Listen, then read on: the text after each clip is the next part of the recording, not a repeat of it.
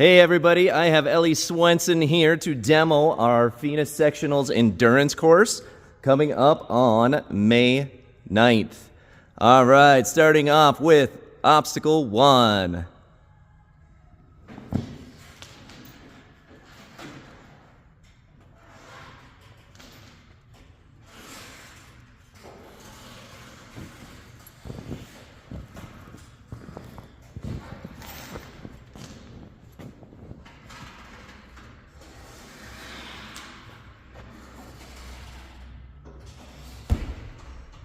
And clear. Obstacle 2.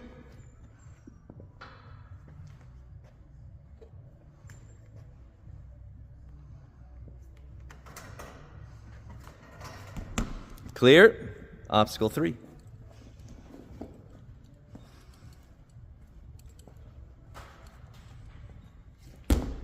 Clear. Obstacle 4.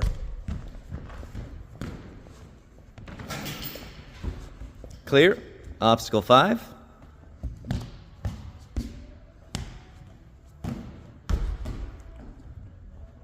Clear. Obstacle 6.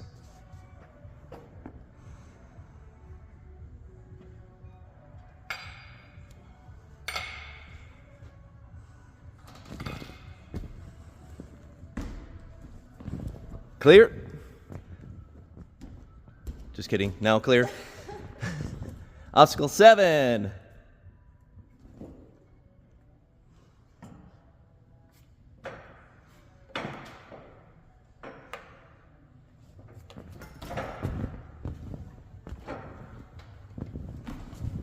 Clear. Obstacle 8.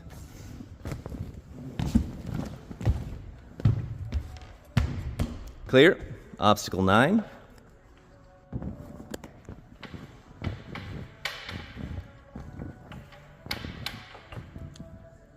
And clear. Obstacle 10.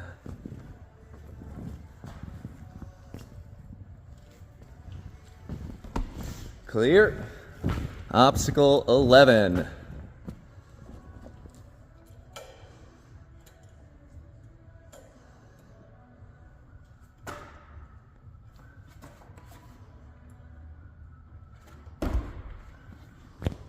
Clear. Obstacle 12.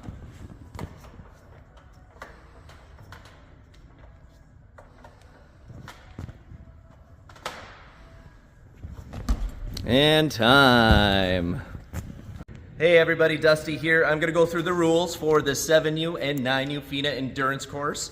So general rule throughout the entire course, there's no incidental contact with the floor or any posts or mounting hardware on any of the grip obstacles. Any incidental contact will result in a fail.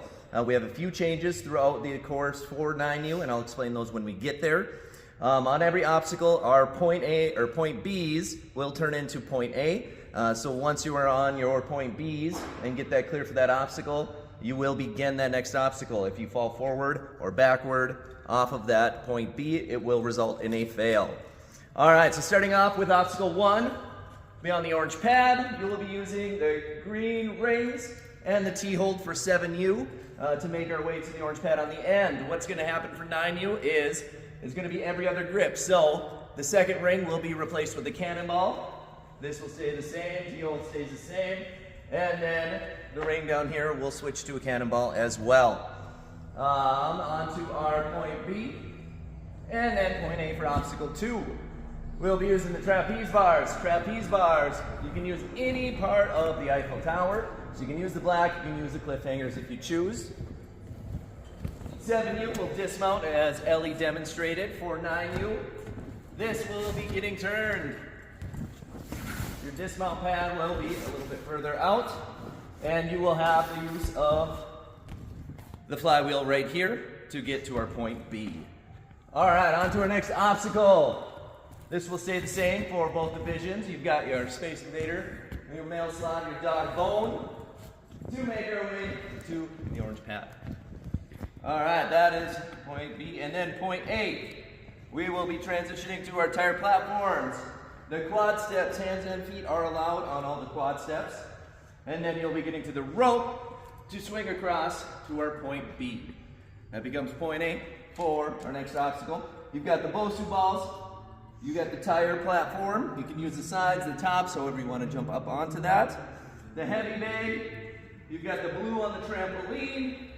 Tire platform, orange pad. Your point B will be the second orange pad here. So if you land on this and you run past, you would have failed this obstacle. Once you are on this, then you'll all be starting. That is your point A for your ring anchors. You have your revolver and your ring anchors with the yellow rings here. You must transition those rings through those anchors. You are not allowed to use your hands on the anchors themselves, just using the rings.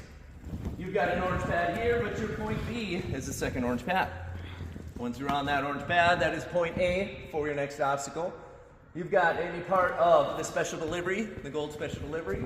You have the throwback, the handlebars on that to get to your trapeze bar.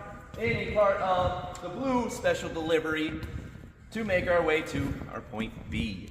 That becomes point A for our next obstacle. You've got your 2 squishy steps and your quad steps to make around to point B. Hands and feet are allowed on those, however you see fit. And then this is your point A for the cheese walls.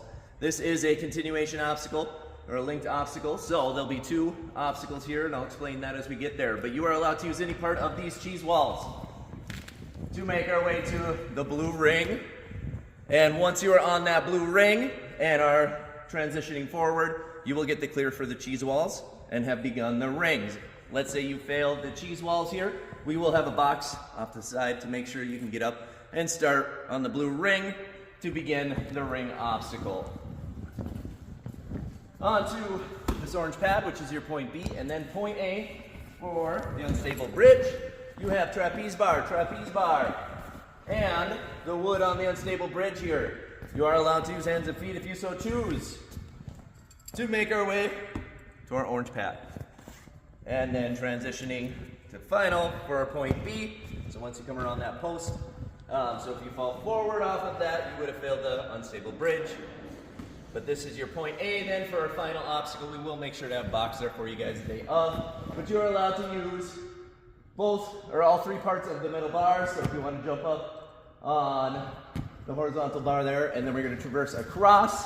7U has this dismount nice and close, so they'll just get to the end of the bar and again throw to the orange pad, and we will have a buzzer on the other side of that orange pad. For 9U, what's going to happen is that orange pad will slide out. That dismount will be going out, and then there will be a bar inside that first cradle. So you'll be lashaying from the bar up there to the salmon ladder bar in the cradles here, and then going for your dismount to the point B and buzzer. All right, everybody. There is a 5-minute time limit for 7U. There is a 4-minute time limit for 9U.